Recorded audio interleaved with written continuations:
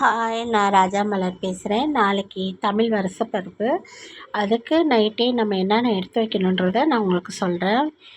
3 முக்கியமாக 3 முக்கனி சேர்த்தே ஆகணும். மற்ற எந்த பழம் வைக்கிறீங்களோ இல்லையோ இது கண்டிப்பாக வைக்கணும். பலாப்பழம் வைக்கணும், மாம்பழம் வைக்கணும், வாழைப்பழம் வைக்கணும். அதுக்கப்புறம் பூ, மஞ்சள், குங்குமம், தாலி. இது மெயினாக இது 3மே நீங்கள் சேர்க்கணும். அதில் எப்படி பழத்தில் 3 அதே மாதிரி இதுலேயும் அரிசி, துவரம்பருப்பு, மிளகு.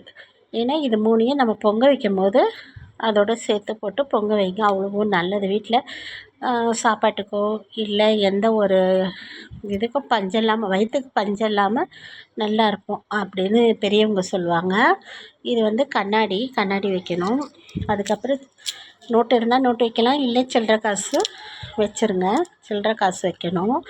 அதுக்கப்புறம் உங்கள்கிட்ட தங்கம் இருந்தாலும் சரி, இல்லை வெள்ளி இருந்தாலும் சரி. என்கிட்ட இல்லை, அதனால் என்கிட்ட இருக்கிற தாலி குண்டும் மெட்டி வெள்ளியில் அது 2யும் சேர்த்து வைக்கிறேன். எப்போயுமே நான் வருஷம் இப்படி தான் இதை வைப்பேன். இதை வச்சுட்டு திரும்ப எடுத்து வச்சுருவேன் அடுத்த வருஷத்துக்கு. இதை அப்படியே வச்சிடுறேன். அவ்வளோதாங்க. இதை சாமி முன்னாடி நடு வீட்டில் வச்சுட்டு காலையில் எந்திரிச்சு இந்த கண்ணாடியை பார்த்து இதெல்லாம் பார்த்திங்கன்னா வருஷம் ஃபுல்லாக நமக்கு எந்த கஷ்டம், எந்த ஒரு பிரச்சனையும் இல்லாமல், கடன் இல்லாமல், மெயினாக கடை இருக்காது, நிம்மதி இருக்கும், நல்ல சாப்பாடு இருக்கும், நல்ல ஒரு எனர்ஜியாக அந்த வருஷம் ஃபுல்லாக நல்லாயிருக்கும் அப்படின்னு சொல்லுவாங்க பெரியவங்க. அது உண்மைதாங்க, நான் அனுபவிச்சிருக்கிறேன். ஓகே, பாய்.